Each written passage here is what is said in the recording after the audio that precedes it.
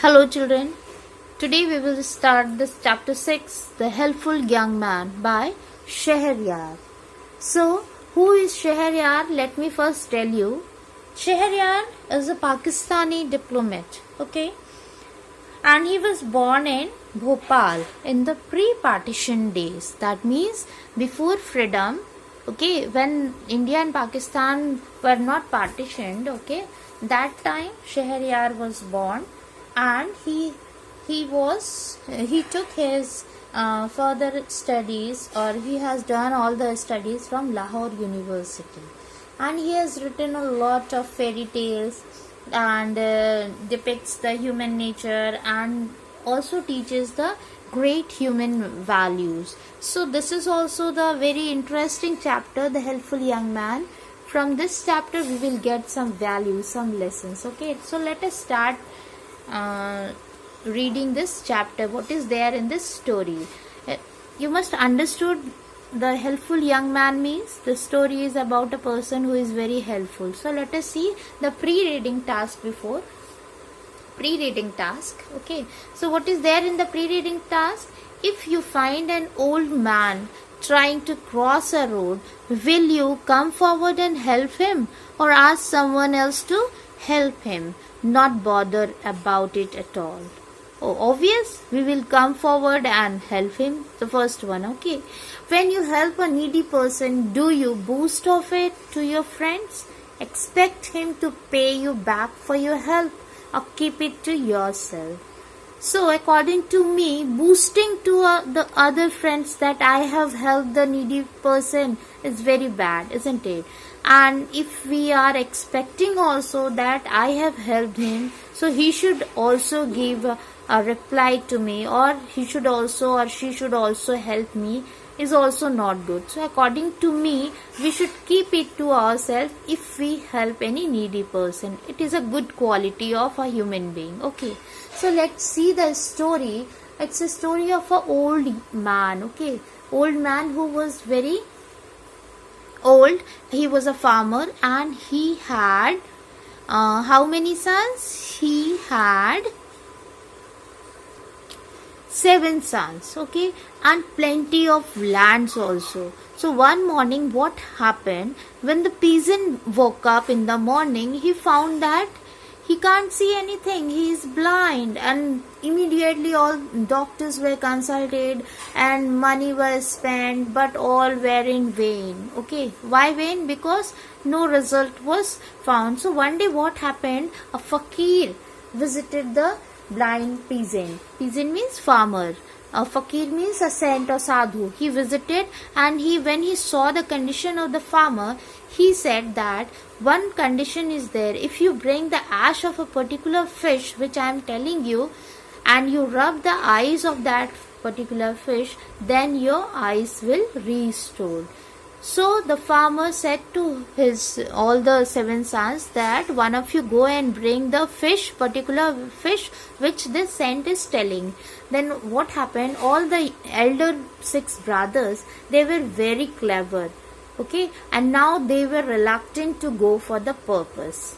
They were telling that we have a lot of work to do. You better you tell the younger one, he is not doing anything, he is all idle and don't have any work to do. So you tell him, he will go and he will bring the required fish.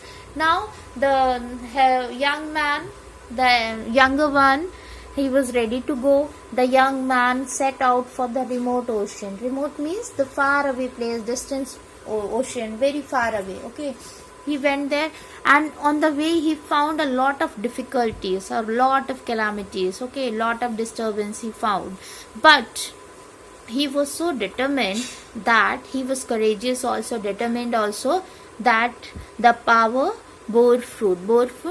Fruit means he got success. That means he got his destination. He found that fish, and he took out the fish from the ocean, and he wants to take it for her father. But immediately the fish said, "Oh wise man, please drop me back into the ocean. I will help you a lot whenever you need me."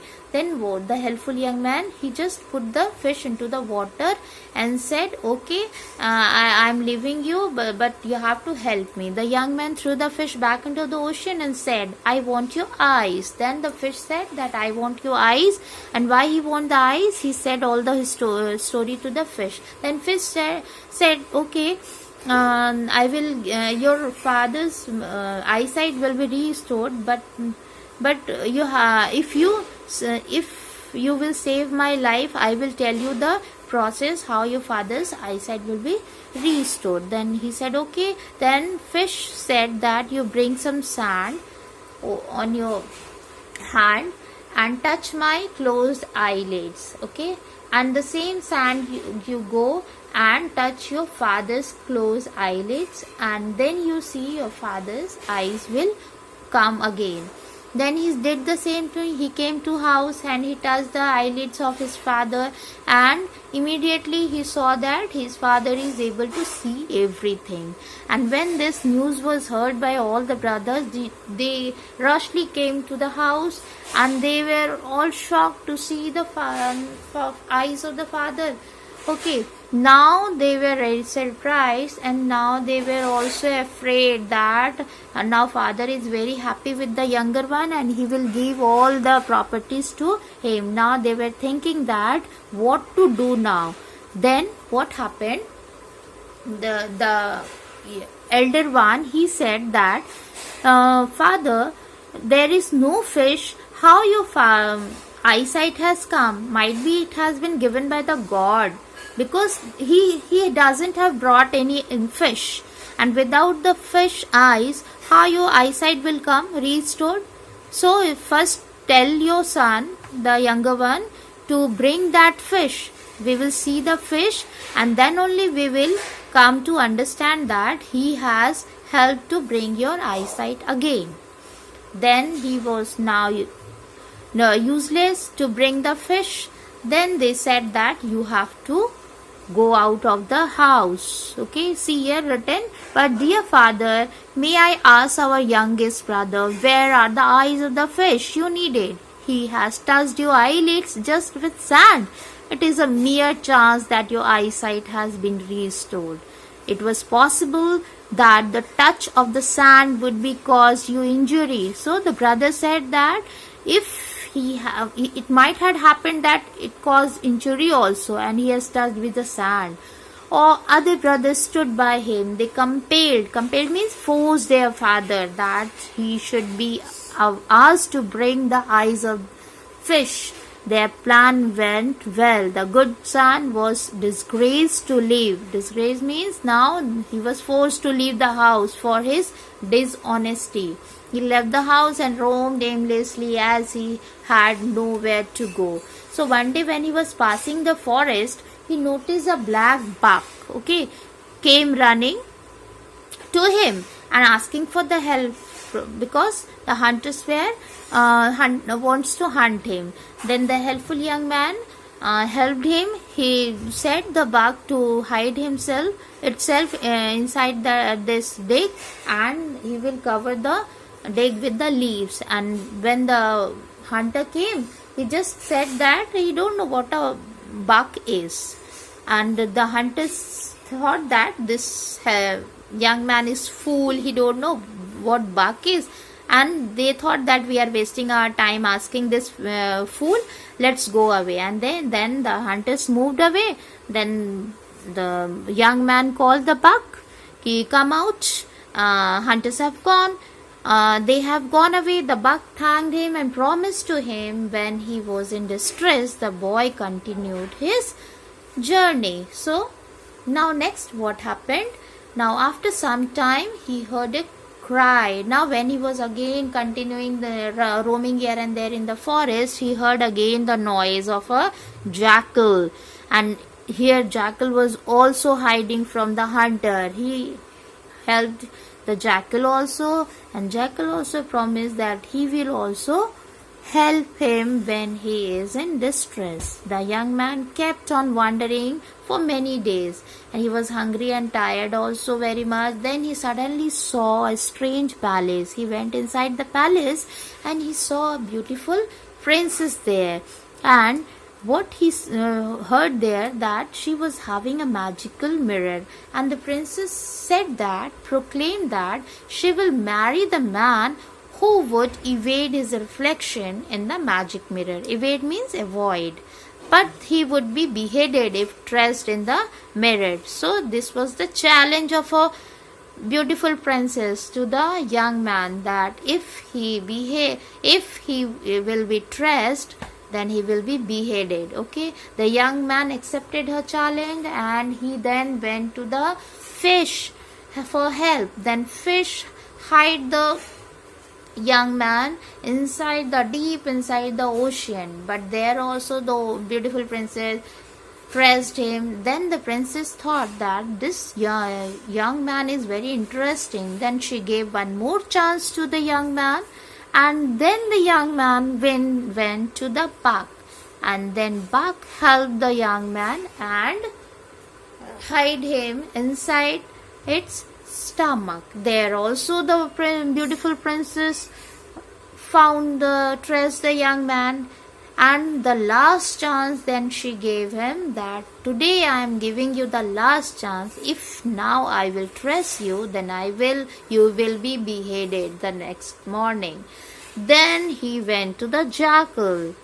The young man went to the jackal, and he narrated the whole story, and he wants the help to hide him. Then the jackal was very cunning. He called all the rest of the jackals, and he made a plan, and he said that it is better to hide inside the princess' bed. Okay, and then they made a tunnel inside the bed, and then the helpful young man, was hiding himself inside the princess' bed. And in the morning, when the princess dressed, she was unable to trace the young man, and she called for his fellow.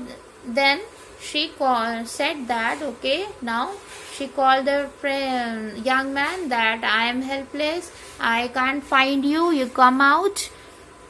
To her astonishment, she could not trace the young man. She repeated the process a number of times, but in vain. At last, she got sick of this job. She smashed the mirror, okay, against the lamp post.